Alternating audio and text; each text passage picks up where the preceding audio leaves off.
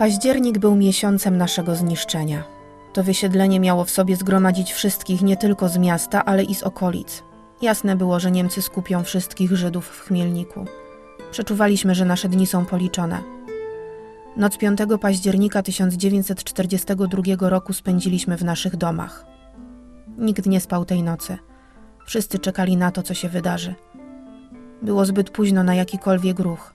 My wszyscy byliśmy w pułapce i tylko Bóg wiedział, co nas czeka.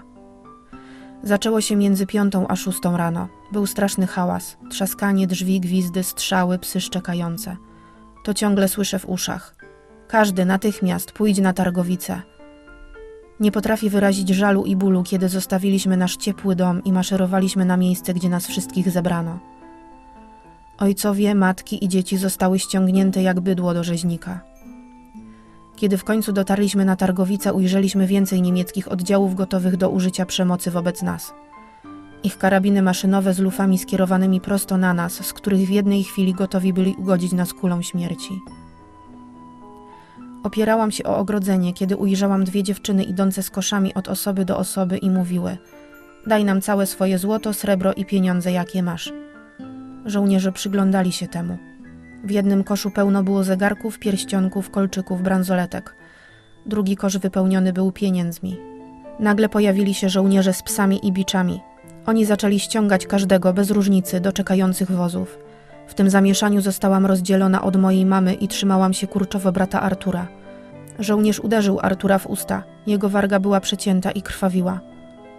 Znalazłam moją matkę w tłumie i stojąc pod ogrodzeniem zostaliśmy policzeni. Spośród osób tu stojących wybrano tych, którzy mieli być dołączeni do deportacji. Ludzie, którzy zostali wybrani, odchodzili bez protestu.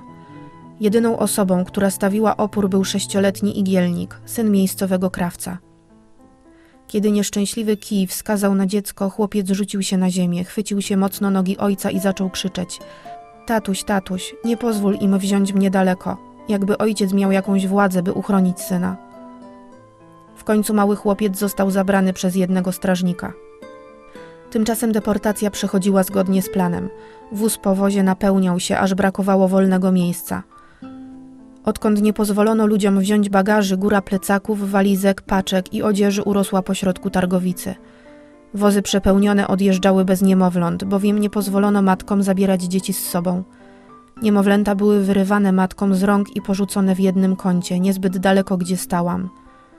Wyraźnie widziałam, jak niektóre płakały, inne bawiły się palcami, jak to niemowlęta często robią.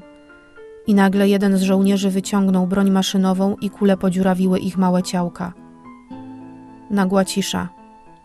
Konsternacja i szok na ten straszliwy widok. Pomyślałam: Boże, dlaczego nas opuściłeś? Ten krwawy dzień dochodził do końca. Było coraz mniej wozów, aż ostatni odjechał.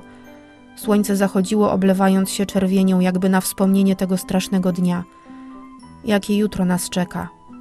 Czy zobaczymy jakieś jutro?